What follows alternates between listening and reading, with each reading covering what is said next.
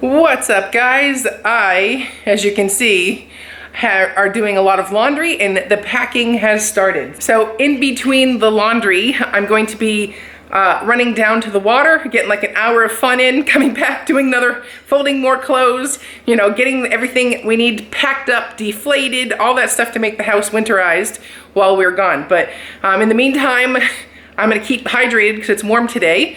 So I have some Element electrolytes in here that I'm going to be sipping on throughout the day to keep me powering through and making sense of all the crazy chaos that is going to unfold. So, but real quick, I want to thank Element for sponsoring this video. I have been surviving on Element electrolytes the whole summer. I absolutely love them. They're great for people who are on low carb diets, you know, keto. It's real easy to become dehydrated, especially when you're drinking. So electrolytes come in clutch.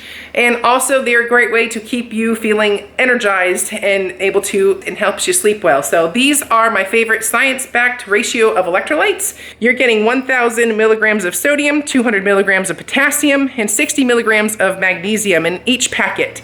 And the Element electrolytes are gluten-free, no artificial flavors, no fillers, just none of that stuff, just delicious taste. And I am a big fan of the watermelon, big fan of citrus, and those are my go-to flavors. And if you want to test out the Element electrolytes, the best way to do that is with a free sample pack you can use from my link. You can use this link and this promo as many times as you would like and see which one you like for yourself, and they come free with any order. So use my link, that is drinkelement.com/keto rewind. That's DRINKLMNT.com/keto rewind. Now I'm gonna head down to the water. I will put a little content in here of the last few days here, and I will see you when I come back.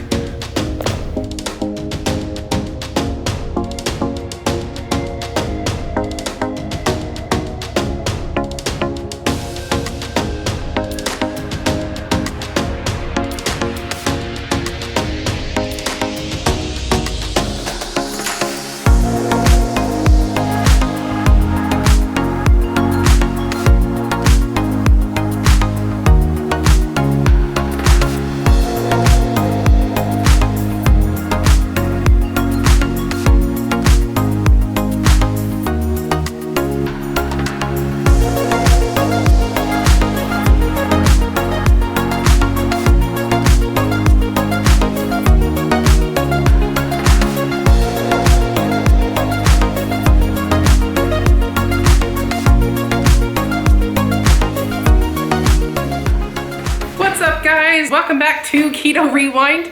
I am Jess, and today is the last video from camp.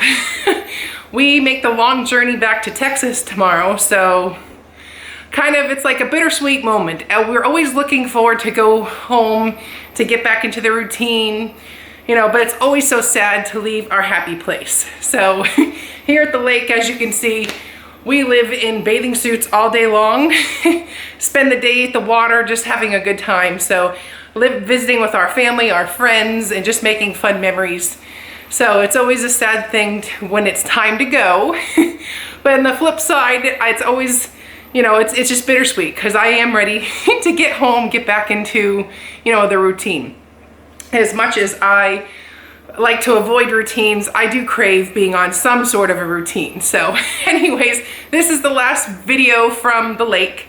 I'm not going to be doing my weekly update, which will be tomorrow. Obviously we're going to be traveling, heading back to Texas. So the next time you see me, I'll be in Texas. But I just wanted to let you know that's why you're not going to see my weekly update video. I'm going to be traveling and, all the things to get back in the routine in Texas. So, but anyways, this video is going to be like a part 3 of my goodbye video. So initially, with my goodbye video, I will link that, whatever the cards is here and down below. That video was like basically my aha moment of finally I understood why I'm doing the things that I'm doing. Like I had all the pieces of the puzzle, but I just couldn't get it all to make sense. Like I said a million times, I know how to lose weight.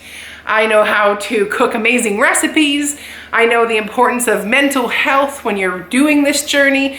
You know, I know the importance of moving your body, you know, but I just didn't see how it all made sense until I had that aha moment. So make sure you watch that video. It's a good video, and it made a lot of sense to why I'm doing the things I'm doing, why it's like the yo-yo. So, but quick thing, if you hear noises in the background, the laundry, we have a million loads of laundry to do before we get back to Texas. So I like to wash all the sheets and all the beds, all the linens, you know, and I want to go home with my clothes already clean. So I put them back in the closets when we get home. So if you're hearing noises in the background, I'm sorry, but there's about 407 loads of laundry that I have to do in the next 24 hours.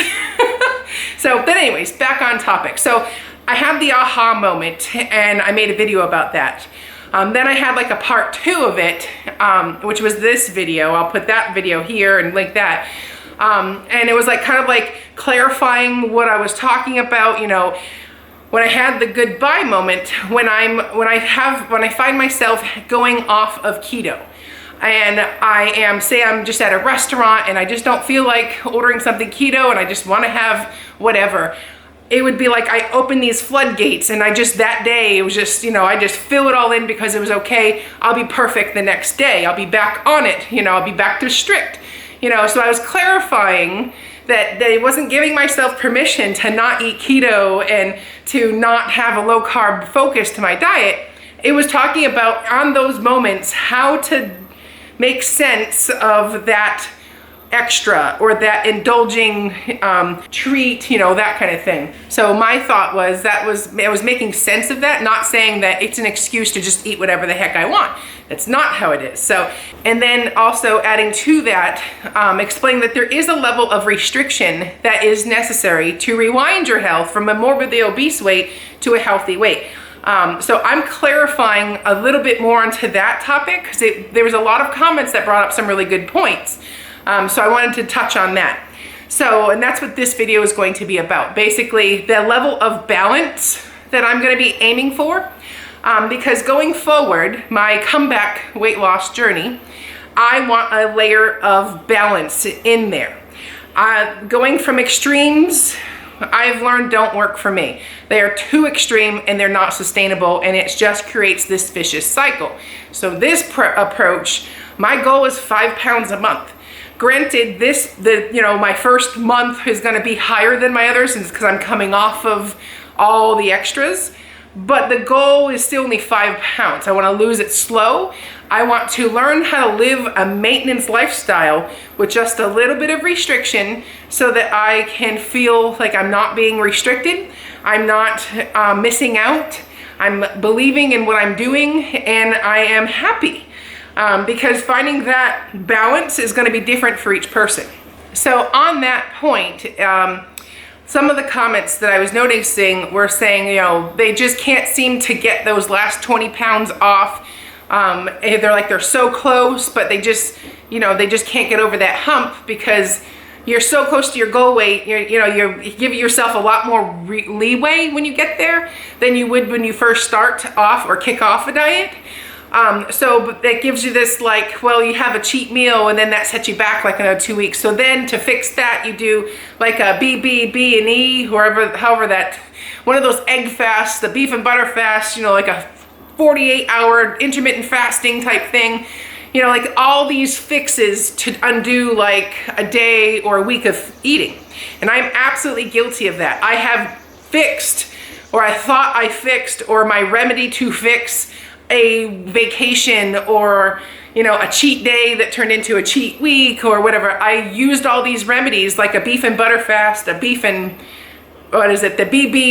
fast, you know, protein sparing modified fasting, like all these extremes to fix the extreme I just had. And that is where I went wrong. So that essentially is what was happening to me in my journey. I would be good Monday through Friday. The weekend would suck. I'd fix it on Monday with an egg fast, you know, a beef and butter fast, you know, and maybe just an extended fast, you know, something to fix the extreme that I just did. We're now going to extreme fix it. So I never learned this level of balance because when I would eat something, I was like pretending I was saying bye to this food because I was never gonna have it again. So it made this like layer of insanity start happening. You know, it's like these extremes to fix the extremes. So one of the comments that I saw out there was, you know, like people who have done this and, you know, they just can't seem to get over the hump to get to their goal weight. So my thoughts on that, after knowing what I know now, is I'm not doing the extremes anymore. I don't see a need to do a beef and butter fast ever in my life again. Because it's while it's okay to use that tool once in a while to feel better or do something, it's the abuse of that tool that doesn't make you fix the problem. Why is it that when you're eating your meal, you can't just have, you know, the serving size of that meal, you know, like that kind of thing? Instead, you go overboard because, oh my gosh, the floodgates are open, and, you know, now I've done it. I've eaten all this food and now I feel guilty, so I gotta fix it, you know, and that's just this vicious cycle that doesn't work. So going forward, when I'm having my food and I'm going to be going through these exercises in my head, saying this is not goodbye, this will not be the last French fry. That doesn't mean the whole day is done because I had this one meal or this one extra that isn't in the label of my lifestyle. And that is something that I have to talk through so that I'm okay with just picking out a few things and being satisfied with that. I don't need to eat the entire plate, you know, especially if it doesn't taste good. Because I'm guilty. This is one of the things that made my aha moment come to fruition, is because when I was having the French fries, they weren't like those fresh out of the fryer French fries. They had been sitting there for like 10 minutes and they'd lost that crispiness. So why would I eat those if it wasn't gonna be what I wanted it to taste like? You know, I was gonna waste all those calories. So it was okay, and it taught me, okay, I can pick a couple. We're good. You know, I don't need to eat all of them, kind of thing. So, but going forward, I don't see a reason to have the extreme fixes anymore for the extreme poor choices. And that's something that took a lot for me to even accept. Because the first thing I want to do is when I get to that point where I am, you know, trying to fix overdoing it, is go the exact opposite way, you know, and that's just crazy. It's crazy. It doesn't even make sense. You know, do you see somebody who's your ideal normal weight person, when they eat something that, say, is an extra, did they go extreme and just, you know, go off the walls the other way, not eat anything for a day because of one meal? No, they just eat it and they move on. You know, that kind of thing. So, well, and if I'm gonna envision and manifest myself at my goal weight, what am I gonna do that makes sense? So, and that's what it comes down to, is finding the balance and not doing the extremes to fix a mistake or an extra, a planned occasion. You know, like, you just hit the play button and just move on. So it's interesting stuff, but oh man, it's so complicated. That's why when I originally started this weight loss journey, I always thought it was all about the weight loss and that was gonna be fixed when I got to my goal weight. Well, it just brought in new perspectives of things I was doing that I didn't know I was doing, and now it's like, oh my God. So making a long story short, my take on what to do when you have a cheat meal, and not even a cheat meal, you just had extras, you ate carbs. And my thoughts going forward is, don't fix it with more extremes. Just hit that play button and move on. So, but there's no need to rack yourself over the coals and swing that pendulum so far and make it so crazy that it just makes this whole lifestyle worth giving up. It's not. So I hear my washing machine getting ready to get loud. So, but the main thing is, I'm gonna keep talking more about this point because it has really brought me a level of peace in my head, having a better approach or a more healthy perspective on how to lose weight. Because like I said, there is a level of restriction we have to have in order to lose weight. But that level of restriction should not be excessive for an extremely excessive amount of time. So, and that's why when I lost my weight initially, I was super restrict for a very long time. Yes, I got to my goal weight fast, but I didn't fix anything. I didn't truly understand what was happening. So that's what led me to the part 2, where the gaining the weight back, and then all the I gotta fix it extremes, And you know, it's just this vicious cycle. It's why people give up on their diet. It's unrealistic to sustain that. So now that I have a second chance to hit that comeback button, this time around, the level of restriction that I have is going to be a much more moderate approach. Slower, you know, and I would not recommend excessive restriction for a long time. If you're gonna do something like that, stay on a more short term, maybe 2 weeks a lot more restricted, like 2 weeks moderately restricted, you know, kind of like that cycling kind of technique. So anyways, my washing machine's about to get loud, so that's all I'm gonna say on that topic for this video, but I'm excited about the next part, and to make this all make more sense in a much more relaxed manner. So there's good things that are to come, and